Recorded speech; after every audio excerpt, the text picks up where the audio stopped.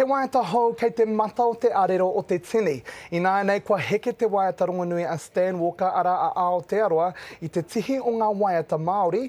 Ana kua piki ake ko te waiata a rānea a Perahama a te mahanga a Ruia. I kōrero tahi aia me Heta Gardner.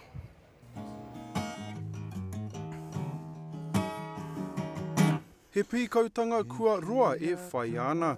E heke nei taima i pātuki au te kuaha, kāre huaki mai.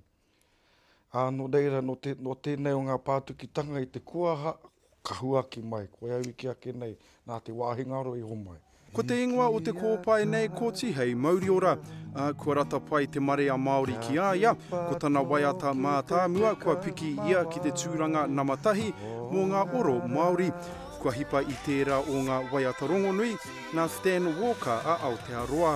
Aha kua roa a Perahama e waiata ana, koe nei te kōpai tuatahi nāna ake i kawe ko ia me tōna kotahi. He tapu wai ua ka tāia māna te whai, ko ia te māhanga o te kai waiata rongonui a Ruia a Perahama. Engari he maumaharatanga papai ona, i ngā rā i waiata tahi rāua ko Ruia. I te mehe māhanga.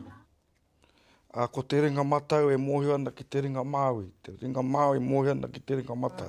Engari kua puta ia i te maru o te pakeke, me ngā hōhātanga o taua whai. Pai ki atu e rāua ke noho au ki muri. Ko tā te taina mai, i tāina i te kaupapa.